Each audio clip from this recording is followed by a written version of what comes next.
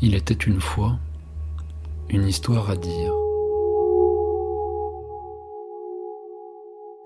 Moi je m'appelle Marin, je suis photographe. Moi je suis Sarah Mulot et je suis artiste. IDITU, c'est d'abord une résidence, une pratique de résidence donc là, qui s'est réalisée au complexe Line-Thévenin, qui est un foyer d'hébergement, un foyer de vie pour personnes en situation de handicap.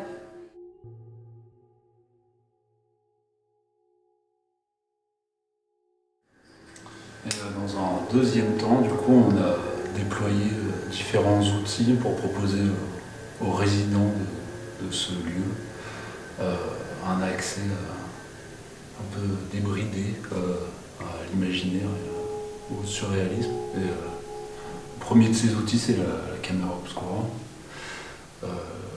qui a l'originalité d'être déployée dans leur chambre même, quoi.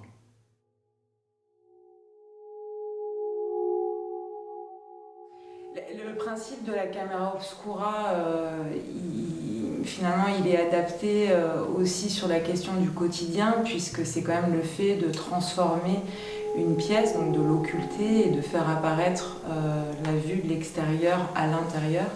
Donc on bouleverse, on transforme un espace du quotidien en quelque chose d'assez inédit.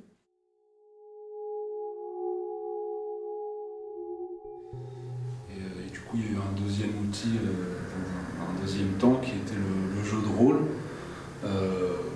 Donc la création sur la base de ce qui a été collecté dans les journées autour des caméras obscura, de narration assez libre, pareil, une fois de plus, et débridée de par la nature de ce public qui a une imagination débordante et à qui on soumet peut-être trop peu des champs totalement libres d'expression fantaisiste.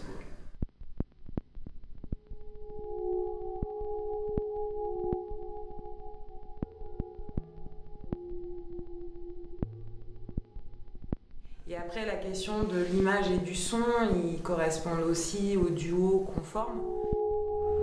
C'est des Indiens. Il fait des danses indiennes.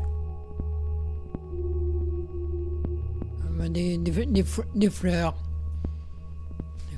Des fleurs qui pendent.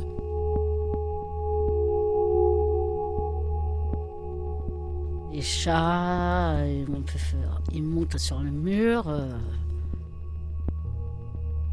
Faut s'habituer. En fait, au départ, on comprend pas trop qu'on va voir ça. Une expérience cinématographique ou je ne sais pas. On voit les images de dehors alors qu'il fait tout noir à l'intérieur. Alors, IDITU, c'est ou IDITU, je ne sais pas comment il le prononcerait, mais c'est un dieu basque, souvent représenté par un animal nocturne et qui a tendance à hanter les forêts ou les lieux sauvages et qui se joue à attirer les promeneurs ou les égarés vers des aventures sombres.